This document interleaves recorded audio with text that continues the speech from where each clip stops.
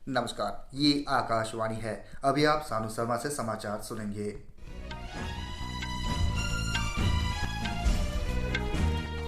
पहले मुख्य समाचार। सूर्य का अध्ययन करने वाला भारत का पहला अंतरिक्ष मिशन आदित्य L1 इस महीने प्रक्षेपण के लिए तैयार। चंद्रयान-3 ने आज चंद्रमा की कक्षा में पांचवी और अंतिम प्रक्रिया सफलतापूर्वक पूरी की। G20 डिजिटल आर्थिक कार्य समूह और डिजिटल आर्थिक मंत्री स्तरीय बैठक आज से बेंगलुरु में हुआ शुरू। राष्ट्र आज पूर्व प्रधानमंत्री अटल बिहारी वाजपेयी को उनकी पुण्यतिथि पर श्रद्धांजलि अर्पित कर रहा है। भारतीय जनता पार्टी की केंद्रीय चुनाव समिति की बैठक आज नई दिल्ली स्थित पार्टी मुख्यालय में होगी। अब समाचार विस्तार से। भारतीय अंतरिक्ष अनुसंधान संगठन इसरो इस महीने आदित्य L1 उपग्रह के अगले प्रक्षेपण की तैयारी कर रहा है। सूर्य के बारे में अध्ययन करने के लिए भारत का पहला अंतरिक्ष मिशन होगा। इस उपग्रह से सौर वातावरण, सौर चुंबकीय तूफान और पृथ्वी के पर्यावरण पर पड़ने वाले इसके प्रभाव का अध्ययन करने के लिए 3 उपकरण भेजे जाएंगे। इससे पृथ्वी और सूर्य के बीच L1 पॉइंट पर हॉलो कक्षा में भेजा जाएगा। यह उपग्रह प्रक्षेपण के बाद हॉलो कक्षा में पहुंचने के लिए करीब 109 पृथ्वी दिवस का समय लेगा और 15 लाख किलोमीटर से अधिक की दूरी तय करेगा। आदित्य L1 अंतरिक्ष यान बेंगलुरु में UR राव उपग्रह केंद्र में तैयार किया गया है और प्रक्षेपण के लिए श्रीहरिकोटा में सतीश धवन अंतरिक्ष केंद्र में पहुंच गया है। UR राव उपग्रह केंद्र के निदेशक डॉक्टर M शंकरन ने आदित्य L1 मिशन के बारे में आकाशवाणी को जानकारी दी। चंद्रमा की कक्षा में चंद्रयान-3 की पांचवी और अंतिम प्रक्रिया आज सुबह सफलतापूर्वक पूरी हो गई है। चंद्रयान अभी 153 गुने 163 किलोमीटर की निर्धारित कक्षा में चक्कर लगा रहा है। इसरो ने बताया है कि कल 17 अगस्त को लैंडर को प्रोपल्सन मॉड्यूल से अलग किया जाएगा। प्रोपल्सन मॉड्यूल से अलग होने के बाद रोवर को ले जा रही लैंडर 23 अगस्त को शाम 5:47 पर दक्षिण ध्रुव के निकट चंद्रमा की सतह पर उतरेगा। चंद्रयान-3 मिशन का लक्ष्य चंद्रमा की सतह पर सुरक्षित उतरना तथा रोवर के माध्यम से सतह का वैज्ञानिक अध्ययन और विश्लेषण करना है। इलेक्ट्रॉनिक्स और सूचना प्रौद्योगिकी मंत्रालय के सचिव अलकेश कुमार शर्मा ने आज बेंगलुरु में G20 आर्थिक कार्यकारी समूह बैठक की औपचारिक शुरुआत की। प्रतिनिधियों को संबोधित करते हुए उन्होंने बताया कि डिजिटल अर्थव्यवस्था, साइबर सुरक्षा, डिजिटल कौशल तथा डिजिटल लेन देन और कौशल में निचली और मध्यम अर्थव्यवस्थाओं का समर्थन करने को लेकर गहन परिश्रम, परामर्श और आम सहमति के बाद 17 पेज के संक्षिप्त दस्तावेज तैयार किया गया है। उन्होंने कहा है कि इस बैठक में छोटे मोटे मतभेदों को दूर कर लिया जाएगा और मंत्री स्तरीय बैठक के दौरान हस्ताक्षर के लिए अंतिम दस्तावेज पेश किया जाएगा। बेंगलुरु में G20 कार्यकारी समूह की बैठक और डिजिटल आर्थिक मंत्री स्तरीय बैठक 19 अगस्त तक चलेगी।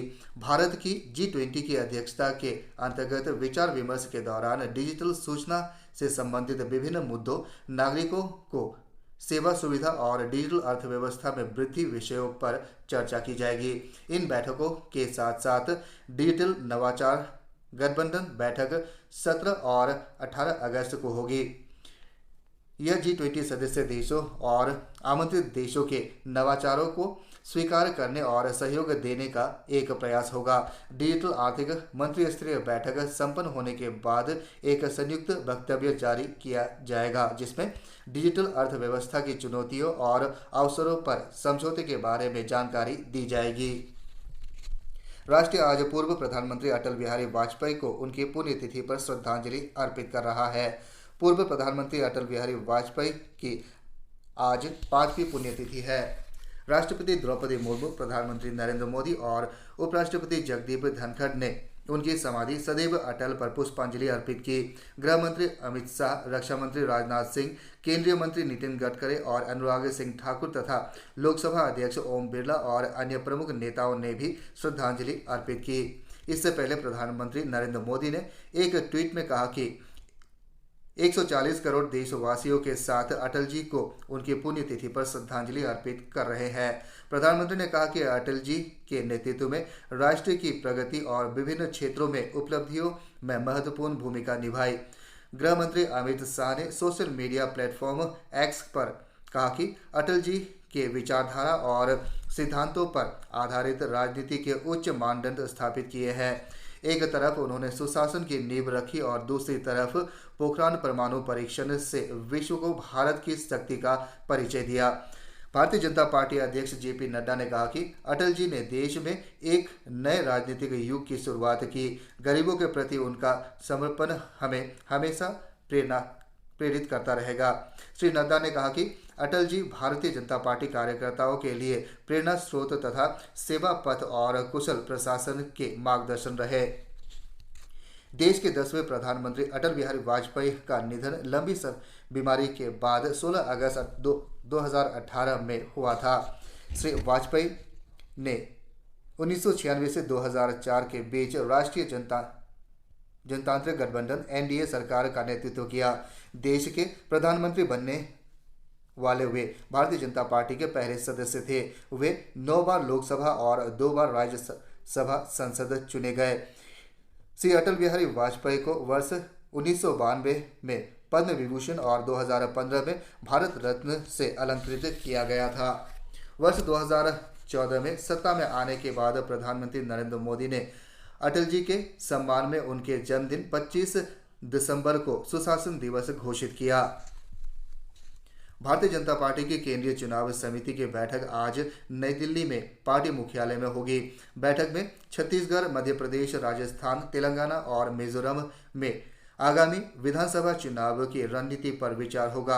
आशा है कि प्रधानमंत्री नरेंद्र मोदी भी इस बैठक में शामिल होंगे।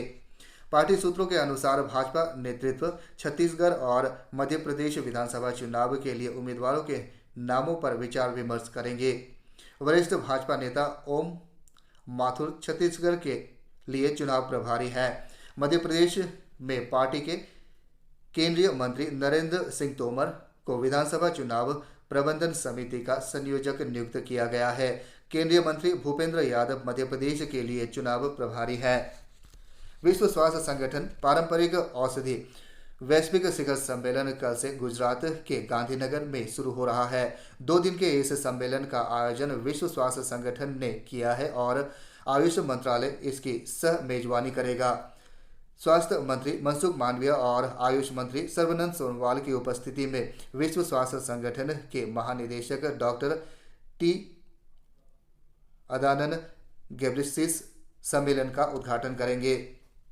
शिखर सम्मेलन के बारे में आकाशवाणी से विशेष बातचीत में आयुष मंत्रालय के सचिव राजेश कोटेचा ने बताया कि पारंपरिक औषधियों की प्रमाण आधारित जानकारी के उपयोग पर व्यापक विचार विमर्श होगा।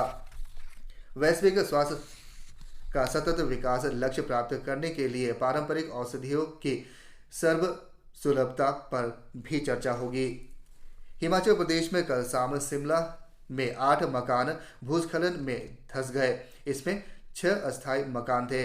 सरकारी सूत्रों के अनुसार लंबे मलबे में 2 लोगों के फंसे होने की आशंका है। एजेंसी की खबर में कहा गया है कि कल सुबह कुछ मकानों में दरारें देखी गई, जिसके बाद ज़्यादातर लोगों ने मकान खाली कर दिए थे। पुलिस, आपदा राहत मोचन बल और स्थानीय लोगों ने बचाव कार्य शुरू कर दिया। आसपास के घरों में कई लोगों ने भी राहत कार्य में सहायता की। सोमवार को शिमला में भूस्खलन की 2 घटनाएं हुई। एक घटना समरहिल पर शिव मंदिर में और दूसरी फागली में हुई। इसमें 16 लोगों की मौत हुई। युवा कार्य और खेल मंत्रालय कल से उत्तर प्रदेश के वाराणसी में U20 शिखर सम्मेलन 2023 आयोजित कर रहा है। सम्मेलन इस महीने की 20 तारीख तक चलेगा। G20 देशों, आमंत्रित देशों और अंतर्राष्ट्रीय संगठनों के 100 से अधिक प्रतिनिधि U20 के 5 चिन्हित विषयों पर विचार विमर्श करेंगे। इन विषयों में कार्य उद्योग भविष्य, नवाचार और 21वीं सदी के कौशल, शांति बहाली और सामंजस्य, युद्ध रहित दौर में प्रवेश तथा जलवायु परिवर्तन और आपदा जोखिम में कमी जैसे विषय शामिल होंगे। इसी के साथ ये समाचार बुलेटिन समाप्त हुआ। नमस्कार।